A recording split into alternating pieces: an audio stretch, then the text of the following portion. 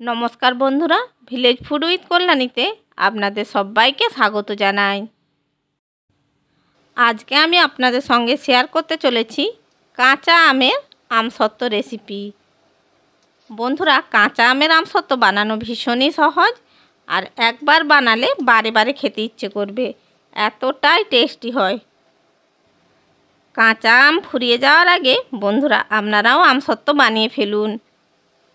আর আমি যে পদ্ধতিতে আমসত্ত্ব বানিয়েছি সেই পদ্ধতিতে আমসত্ত্ব বানালে আমসত্ত্ব খেতে দারুণ টেস্টি হবে। তাই বলছি বন্ধুরা, ভিডিওটা স্কিপ না করে পুরোটা একবার দেখে নিন। আর আমার চ্যানেলটিকে এখনও যারা সাবস্ক্রাইব করেননি, চ্যানেলটিকে সাবস্ক্রাইব করার জন্য অনুরোধ রইল। তাহলে চলুন বন্ধুরা, কিভাবে কাঁচা আমের আমসত্ত্ব বাড়িতেই বানানো যায় সেটা শুরু করা যাক। কাঁচা আমের আমসত্ত্ব বানানোর জন্য সবার প্রথমে যেটা লাগবে সেটা হলো কাঁচা আম। আমি এখানে 500 গ্রাম কাঁচা আম নিয়েছি। এবার এই আমগুলোর খোসা ছাড়িয়ে নিয়ে ছোট টুকরো করে কেটে নিচ্ছি। দেখুন বন্ধুরা, আমগুলোর খোসা ছাড়িয়ে নিয়ে আমি আমগুলোকে এইরকম ছোট টুকরো করে কেটে নিয়েছি। এখন আমি আমের টুকরোগুলোকে কড়াইয়ের মধ্যে নিয়ে নিচ্ছি। এরপর আমি এর মধ্যে দিয়ে দিচ্ছি পরিমাণ মতো জল। এবার আমি এটাকে সেদ্ধ করে নেব। আমি টুকরো করা আমগুলোকে সেদ্ধ করতে বসিয়ে দিয়েছি। বন্ধুরা, এই আমের টুকরোগুলোকে কিন্তু খুব ভালো করে সেদ্ধ করে নিতে হবে। প্রায় 7-8 মিনিট সময় ধরে আমের টুকরোগুলোকে সেদ্ধ করে নিতে হবে। দেখুন বন্ধুরা, প্রায় 7-8 মিনিট সময় ধরে আমের টুকরোগুলোকে সেদ্ধ করে নিয়েছি। এবার এই আমের টুকরোগুলোকে একটু ম্যাশ করে নিতে হবে।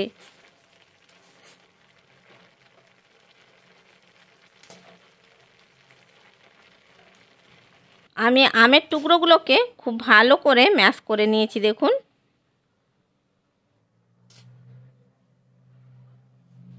এবার এটাকে আমি ছেঁকে নেব।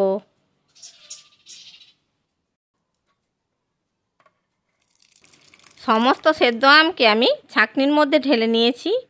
এবার এটাকে একটু নাড়িয়ে চাড়িয়ে এর কাঠটা বের করে নেব।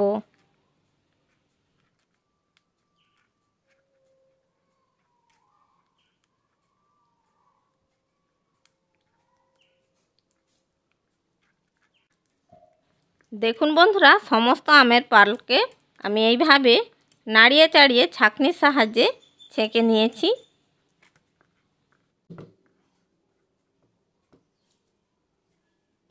এরপর আমি এই আমের পিউরিটাকে কড়াইয়ের মধ্যে ঢেলে নিচ্ছি। সমস্ত আমের পিউরি আমি কড়াইয়ের মধ্যে ঢেলে নিয়েছি।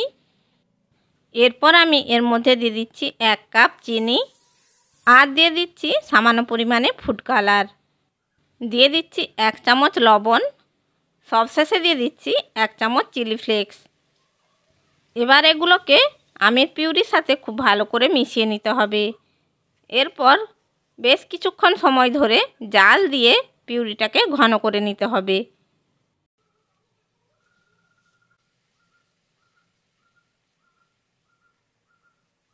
দেখুন বন্ধুরা, আমের পিউরিটা ফুটতে শুরু করেছে। এটাকে মিনিট 5 সময় ধরে জাল দিয়ে ঘন করে নিতে হবে।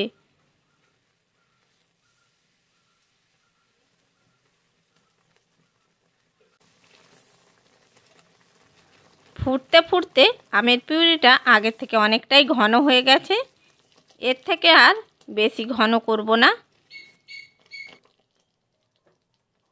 এবার আমি গ্যাসের ফ্লেমটা বন্ধ করে দিচ্ছি। এরপর আমি এই রকম দুটো থালা নিয়েছি। এই থালার মধ্যে অল্প করে একটু তেল ব্রাশ করে নিচ্ছি।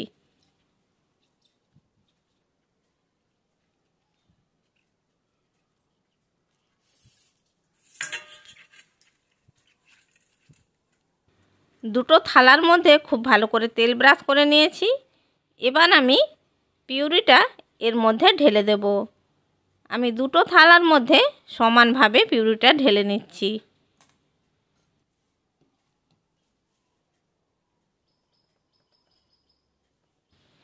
এবার আমি এই থালাকে 3-4 দিনের জন্য রোদ্দুতে শুকনো করে নেব। বাকি যে আমের পিউরিটা আছে সেটা আমি আরেকটা থালার মধ্যে নামিয়ে নিচ্ছি। কাঁচা আমের আমসত্ত্ব বানানোর জন্য দুটো থালার মধ্যে আমি রেডি করে নিয়েছি। এবার এই দুটো থালাকে আমি 3-4 দিনের জন্য রোদ্দুরতে দিয়ে দেবো। 3 দিন পরে দেখাচ্ছি। দেখুন বন্ধুরা, আমসত্ত্ব কিন্তু সুন্দরভাবে শুকনো হয়ে গেছে। এবার আমি এই আমসত্ত্বকে ছুরির সাহায্যে চৌকো করে কেটে নেব।